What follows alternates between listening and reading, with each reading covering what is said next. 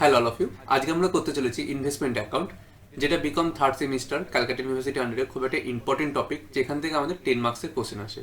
তো এই ইনভেস্টমেন্ট অ্যাকাউন্টের অঙ্ক করার আগে আমাদের কিছু থিওরি জানতে লাগবে, যেগুলো এই অঙ্ক করতে গিয়ে দরকার হবে, যেগুলো না জানলেই নয়। সব ফার্স্ট হচ্ছে ইনভেস্টমেন্ট জিনিসটা কি। এই ইনভেস্টমেন্ট জিনিসটা কি? ইনভেস্টমেন্ট হচ্ছে আমি কোথাও কোনো কিছু খরচ করছি বা কোনো কিছু কিনে রাখছি, কি কারণে? কিছু রিটার্ন পাওয়ার আশায়। যদি কোনো আমরা খরচ করি, সেটাকে বলা হচ্ছে ইনভেস্টমেন্ট। এই ইনভেস্টমেন্টে যে রিটার্নটা পাচ্ছি, এটাকে আমরা কি বলতে পারি? ইনকাম বলতে পারি। এই ইনকামের ওপর বেস করে আমরা ইনভেস্টমেন্টকে দুটো ভাগে ভাগ করতে পারি। যেখান থেকে ফিক্সড ইনকাম আসবে, একটা হচ্ছে ফিক্সড ইনকাম বিয়ারিং সিকিউরিটিস, আর যেখান থেকে ভ্যারিয়েবল, মানে কখনো বেশি কখনো কম ইনকাম আসবে। জিনিসটাকে ডিটেলসে বলে দিচ্ছি। যেখান থেকে একটা নির্দিষ্ট সময় পর পর সেম অ্যামাউন্ট পাবো, সেটা হচ্ছে ফিক্সড ইনকাম। যেরকম যদি ডিবেঞ্চার কিনি, নির্দিষ্ট সময় পর পর সাপোজ দেখা যাচ্ছে প্রত্যেক বছর 10,000 টাকা করে আমার ইনকাম হচ্ছে, তাহলে এটা হচ্ছে কি? এটা হচ্ছে ফিক্সড ইনকাম। আর যে ক্ষেত্রে কখনো কম কখনো বেশি পাবো, সেক্ষেত্রে সেটাকে বলা হচ্ছে কি? Variable income. তাহলে ফিক্সড ইনকামের কয়েকটা উদাহরণ কি কি? Debenture, bond, government securities. আর ভ্যারিয়েবল ইনকামের উদাহরণ হচ্ছে ইকুইটি শেয়ার। এবার আমাদের এক্সামে এখান থেকেও আসে কোশ্চেন, এখান থেকেও কোশ্চেন আসে। তো ফার্স্ট আমরা এটা দেখতে চলেছি। ফার্স্ট আমরা ফিক্সড ইনকাম বিয়ারিং সিকিউরিটিসটা দেখে নিচ্ছি, পরের ভিডিওতে আমরা ভ্যারিয়েবলটা দেখে নেব। তো এই ফিক্সড ইনকাম বিয়ারিং সিকিউরিটি করার আগে আমাদের এটাকে একবার প্রোফর্মাটা দেখে নিই, যে আমরা কিভাবে এটাকে বানাবো। যে একদিকে ডেবিট সাইড হবে, একদিকে ডেবিট সাইড আর একদিকে ক্রেডিট সাইড।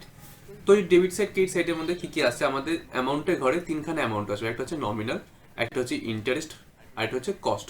ঠিক সেম ভাবে ক্রেডিট সাইডেও কি কি আসবে? Nominal value, interest, cost. এই পুরো ইনভেস্টমেন্টের ব্যাপারটাকে আমরা দুটো পার্টে শিখবো।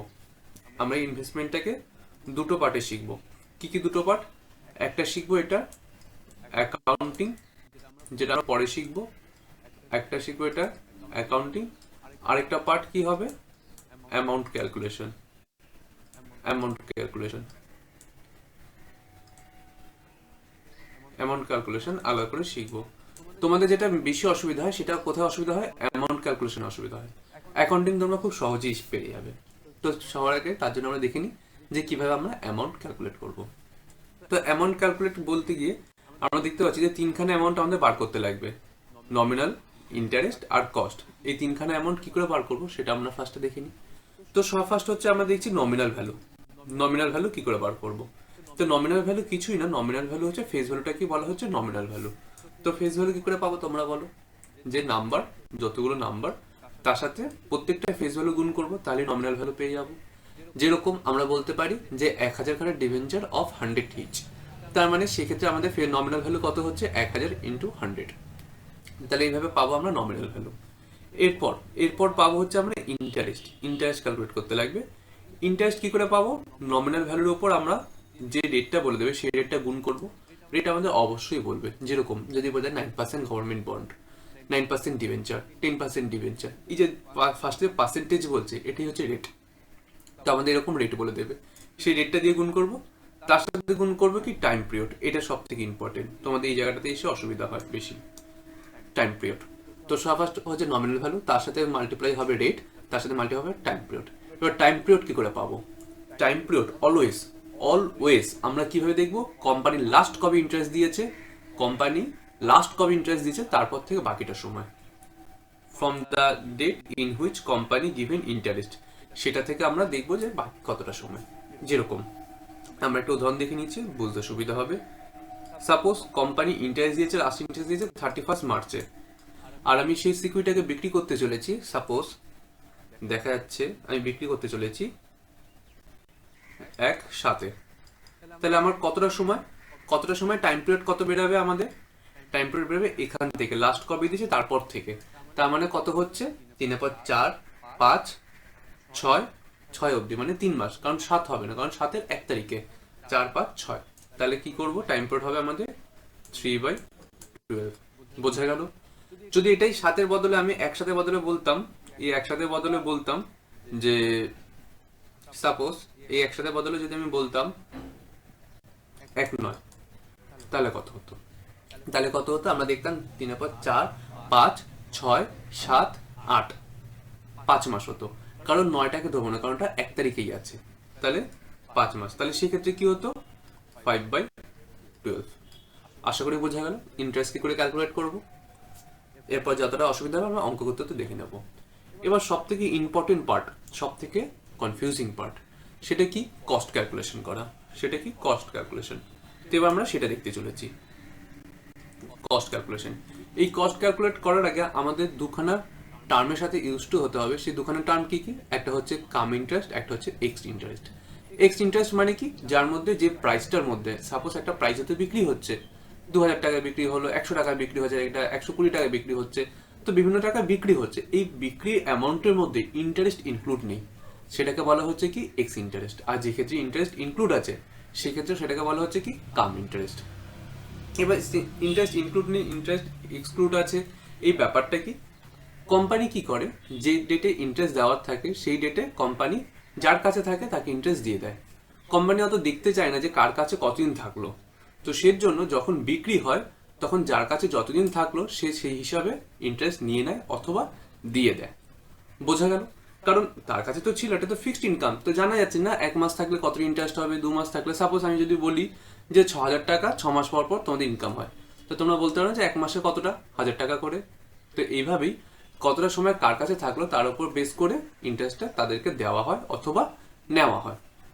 তো এবার আমরা দেখে নিই কি বলেছে যে কস্টটার ক্ষেত্রে, তাহলে কস্ট আমাদের দুটো সময় বার করতে হবে, একটা হবে পারচেস করার সময়, একটা হবে সেল করার সময়, দুটো সময়। তো দুটো সময় আমাদের কোশ্চেন অনেক সময় বলবে সেটা এক্স ইন্টারেস্টে হচ্ছে আর সেটা হচ্ছে কাম ইন্টারেস্টে। আমি প্রথমেই বললাম কি এক্স ইন্টারেস্ট মানে ওর মধ্যে ইন্টারেস্ট ইনক্লুড নেই, আর কাম ইন্টারেস্ট মানে ওর মধ্যে ইন্টারেস্ট ইনক্লুড আছে। তার মানে এটাই, যখন আমরা কস্ট বার করব তখন সেই ক্ষেত্রে কি করব, এক্স ইন্টারেস্ট হলে তো যেটা হচ্ছে সেটাই বসিয়ে দেবো, আর কাম ইন্টারেস্ট হলে সেখান থেকে আমরা ইন্টারেস্ট মাইনাস করব।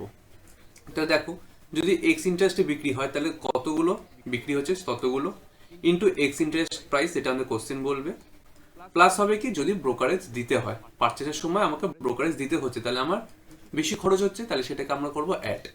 আর যখন সেল হয় তখন ব্রোকারেজ যদি দিতে হয় সেক্ষেত্রে কি হচ্ছে, আমি সাপোজ সেল করলাম, সাপোজ দেখা যাচ্ছে আমি বিকে একটা মিনিট, আমি ধরা যাক এ, আমি সি কে বিক্রি করছি, মাঝখানে বি ব্রোকার বসে আছে।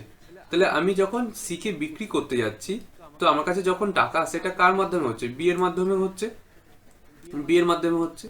আমি ধরা যাক সি কে সেল করেছি, সি দিয়েছে 100 টাকা, বি তখন কি করবে, আমাকে 100 টাকা বাদ দিয়ে 10 টাকা ব্রোকারেজ চার্জ যদি হয় তাহলে বি আমাকে কত দেবে, 90 টাকা দেবে। বোঝা গেল, তাহলে সেই ক্ষেত্রে কি হচ্ছে, আমার কম টাকা আসছে না, ব্রোকারেজটা সেই জন্য সেই সময় কি হবে, লেস হবে, সেই জন্য সেই সময় কি হবে, ব্রোকারেজ আমার লেস হবে। তো আশা করি বোঝা গেল। তাহলে সেই জন্য ব্রোকারেজ পারচেসের সময় অ্যাড হয় কারণ আমাকে এক্সট্রা দিতে হচ্ছে, আর সেলের সময় লেস হয়। তো এরপর যদি কাম ইন্টারেস্ট হয় তাহলে সেই ক্ষেত্রে আমরা কি করব, number into cum interest price plus করব আগে ব্রোকারেজ, সেখান থেকে যে ইন্টারেস্ট আমার ইনক্লুড আছে সেটা আমরা কি করব, মাইনাস করে দেবো।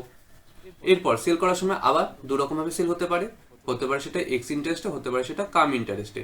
যদি এক্স ইন্টারেস্টে হয় তাহলে number into ex interest price minus brokerage, আর যদি কাম ইন্টারেস্ট হয় তাহলে কি করবো, number into cum interest price minus brokerage minus interest.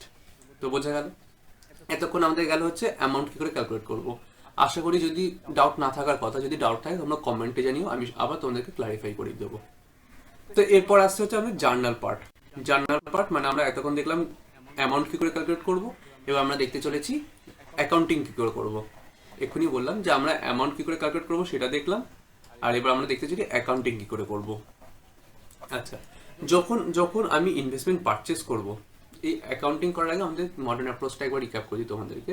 Modern approach কি বলে, অ্যাসেট আর এক্সপেন্স যদি হয়, যদি বাড়ে তাহলে সেক্ষেত্রে সেটাকে আমরা কি করব, ডেবিট, আর যদি কমে সেটাকে কি করব, ক্রেডিট। আর লায়াবিলিটি, ইনকাম আর ক্যাপিটাল যদি বাড়ে সেক্ষেত্রে সেটাকে কি করব, ক্রেডিট, আর কমলে করব ডেবিট। এবার এইটা দিয়ে সবকিছু হবে। দেখো যখন ইনভেস্টমেন্ট আমি কিনছি, ইনভেস্টমেন্ট আমার অ্যাসেট, আর তাহলে কি হচ্ছে, অ্যাসেট বাড়ছে, আর অ্যাসেট বাড়লে আমরা কি করলাম, ডেবিট। ঠিক আছে, এরপর interest on investment, interest on investment আমাকে ইনভেস্টমেন্টের উপর ইন্টারেস্ট দিতে হচ্ছে, তাহলে সেক্ষেত্রে সেটা কি আমার এক্সপেন্স। আর যদি এক্সপেন্স হয় তাহলে আমরা ওটাকে কি করবো, এক্সপেন্স বাড়লে করব ডেবিট। বোঝা গেল কেন কেন হলো, ইনভেস্টমেন্ট কিনছি তাহলে ইনভেস্টমেন্ট অ্যাকাউন্ট ডেবিট, অ্যাসেট বাড়ছে। তারপর হচ্ছে ইন্টারেস্ট অন ইনভেস্টমেন্ট, সেটা আমার এক্সপেন্স, কারণ আমাকে টাকা দিতে হচ্ছে, কেনার সময় আমাকে ইন্টারেস্ট অন ইনভেস্টমেন্ট দিতে লাগে, তাহলে সেক্ষেত্রে সেটা হচ্ছে আমার এক্সপেন্স, তাহলে এক্সপেন্সকে আমরা করলাম ডেবিট। আর টু ব্যাংক, ব্যাংক আমার চলে যাচ্ছে, ব্যাংকও আমার একটা অ্যাসেট চলে যাচ্ছে, তার জন্য সেটাকে কি করবো আমরা ক্রেডিট।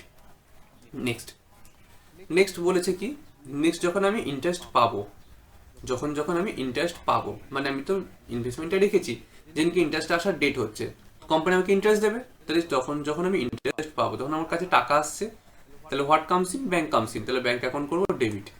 আর টু, তখন আমি ইন্টারেস্ট পাচ্ছি, তখন আমার কাছে ইন্টারেস্ট অন ইনভেস্টমেন্ট আর এক্সপেন্স না, আমি পাচ্ছি, তাহলে সেটা আমার ইনকাম, আর ইনকাম বাড়লে আমরা কি দেখলাম, ক্রেডিট হয়, তাহলে bank account debit two interest on investment.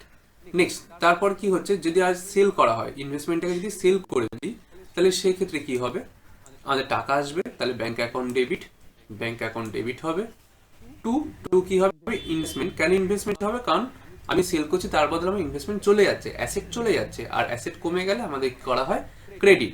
R interest on investment, সেক্ষেত্রে তখন আমার ইনকাম হবে, কারণ আমি যাকে বিক্রি করব তাকে কি বলবো, দেখ ভাই এতদিন আমার কাছে ছিল, কিছু ইন্টারেস্ট পাওয়ার অধিকার আমারও আছে, তো সেই জন্য সেই ইন্টারেস্টটা তো কোম্পানি তোকে দেবে, যখন কোম্পানি ইন্টারেস্ট দেবে সেটা তো তোকে দেবে, তাহলে তুই এই মুহূর্তে আমাকে কিছু ইন্টারেস্ট দিবি, তাহলে সেটা আমার কি হচ্ছে, এটা আমার ইনকাম হচ্ছে, তার জন্য ইন্টারেস্ট অন ইনভেস্টমেন্ট আমরা তখন কি করব, ক্রেডিট করব।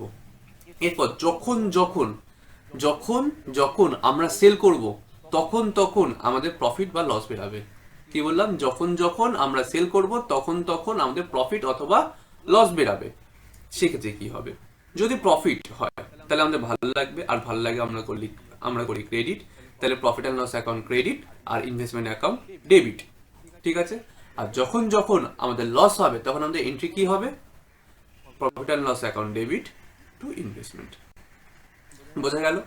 তো here we done with our concept part. তো এত অবধি আমরা এটা কনসেপ্টটা দেখে নিয়েছি, তো দেখা হচ্ছে নেক্সট ভিডিওতে আমরা সলিউশন করে নেবো, তাতে আমাদের কি ফিক্সড ইনকাম বেয়ারিং সিকিউরিটির উপর কনসেপ্টটা একদম মজবুত হয়ে যাবে। ঠিক আছে, তো টাটা, বাই বাই।